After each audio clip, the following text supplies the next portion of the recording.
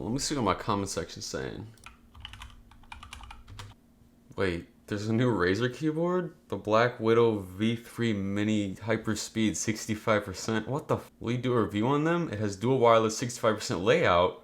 Razer's doing 65%? Hold on, how much does this thing cost? This can't cost like more than $150, surely. 180 Guys, today's review is on a very controversial board. Let's go. So yeah, Razer came out with the Blackwidow V3 Mini the other day. It's a really unique board for those gamer companies out there. It has a 65% form factor that a lot of people use in the custom keyboard world. But did they mess it up? I'm gonna tell you guys. But wait, before I continue, I just want to let you guys know that there is timestamps on this video. So if you ever feel inclined to click off, just double check the timestamps and see if you're gonna miss anything that you actually want to find out. So yeah, please enjoy the video. Okay, so the build on this keyboard isn't actually bad in my opinion. It's just the way they implemented the material, meaning that I don't like how the plate is integrated into the top housing. But hey, at least it's aluminum, and the bottom housing is plastic. For $180, I don't have any complaints with the materials, just not a big fan of the integrated plate. So yeah, obviously this keyboard is a 65% keyboard, so that means you're gonna have your smaller shift and your 1U bottom row keycaps. And yes, these are double shot ABS. But let me explain the situation with the keycaps. So Razer said they chose ABS plastic because it'd be easier to produce and get to many people around the world. I don't know how true that is. It kind of sounds like Razer's trying to increase their margins, but I'm not too sure. Now you might be confused where you're supposed to get extra keycaps from because none of these gamer commercial brands actually offer ones that support this layout. But don't worry, Razer has confirmed that in the future they will offer a new layout for this. Kind of disappointing that they didn't offer it at launch. So the switches Razer went with are the mechanical switches, which do have a reason behind them. Since this is a wireless keyboard, they want to preserve battery life, and if they use the optical mechanical switches, it would drain the battery way faster because there is a laser going on inside the switch. So that's why they use mechanical. But they do limit you to only the green and yellow switches. I don't know why they didn't include the orange ones. I actually really like the orange ones. And for those of you who are new to Razer keyboards, Razer greens and Razer yellows do not equal your typical Gateron greens, Gateron yellows, Cherry MX, all that. Now obviously I went with the Razer yellows, and there's one thing to note about them. They come with silicone dampeners in them. The greens do not. So they are quote unquote a little bit quieter and have a little bit of a softer bottom out. I'll talk to you guys more about it after the typing test later, as well as the stabilizers. I have a word for those stabilizers. Now talking about the battery life, they advertise 200 hours of battery life with 0% RGB and about 40 if you're running 50%. I tested out 100% and they claim you can get away with 17 hours of 100%, but I was losing 1% of battery every minute on that mode. So yeah, you do the math there. The last feature I want to talk about for the typing test is the connectivity. You can either do 2.4 gigahertz over the dongle or you can do Bluetooth. They also advertise that they use their hyperspeed technology. I can't really tell the difference between other wireless devices that don't have that technology, but yeah, no lag or skips with this keyboard as long as it's in range. And they also advertise that you can connect multiple devices up to one dongle. If you don't know what this means, just look at the screen right now. I think it's a pretty self-explanatory diagram.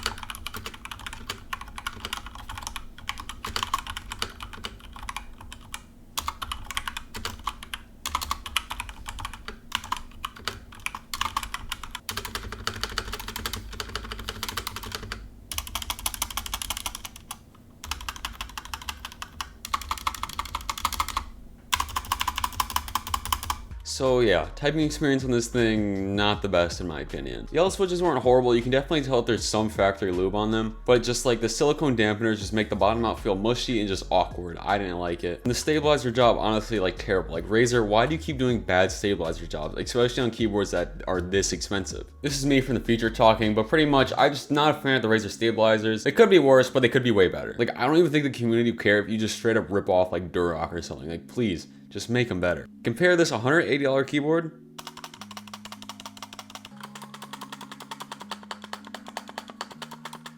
to this $50 keyboard.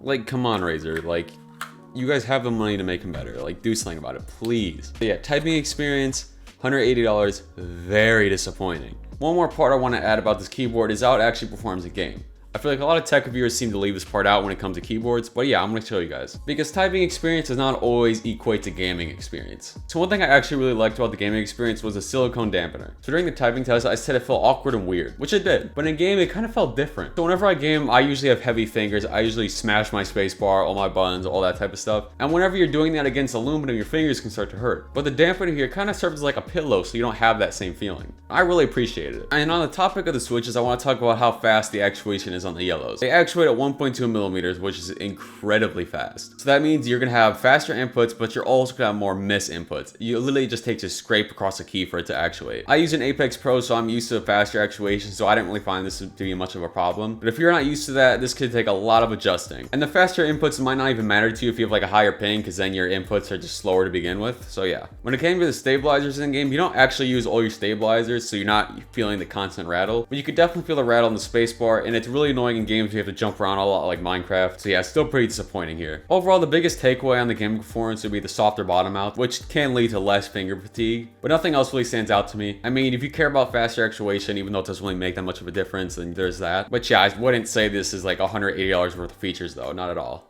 Overall, what do I think about this keyboard? I like where Razer is thinking. I like where their head's at. They made a 65% wireless keyboard that's only been done by like one other gamer like commercial brand, which is Asus with their Falchion. So they're trying to be one of the first to do something new, which I like that. I respect that. They're trying to beat their opponents like Corsair or Logitech or something like that. And I also like that new dongle thing where you only need one dongle for multiple devices. I think that's also a cool thing too. The typing though, the yellow switches, they didn't do it for me when it came to typing. I feel like the bottom out was too awkward, and the switches themselves just don't feel that good to me. In gaming, I didn't really focus on it that much because you just mainly focus on your game, not really the typing, but still, I feel like it could have been better. It's stabilizers, they just need to be trashed at this point. Like, come on, just like go copy what Durac's doing or something like that. I don't know. I don't think the community would be mad at that at all.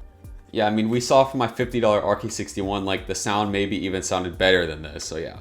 And the wireless battery with the RGB on, it's not the best. I get it if you can't really make a battery that can power this whole board that good, but Keychron's showing that they can make good batteries for their keyboards, so, you know, why can't Razer, you know what I'm saying? But yeah, so you could drop the 180 on this board, or you could flush it on your toilet. You have an option there. But for real, this is not worth 180. I wouldn't even say this is worth like 150 or something like that. Like I could only see somebody buying this at like 130 maybe. Mainly because you can buy a pretty good custom keyboard that will feel way better than this for like way less. So you can make a GMMK build that's like sub 150. You can make a nice RK61 build now that it's hot swap for like sub 100. But yeah, this keyboard's not cutting it for me. And if you don't even want to make a custom keyboard, you can get the Apex Pro TKL for 180, which I think is way better. Way better. Yeah, I like where Razer's going. They had a really nice idea of 65% wireless, but they just executed it like poorly in my opinion. Before I close this video off, I just want to say, of course, keyboards are always preference based, so your opinion may vary. You don't always have to agree with what I say, but I think I have a pretty close understanding with this keyboard. Yeah, just overall, I would stay away from this keyboard if you just want some advice from anyone.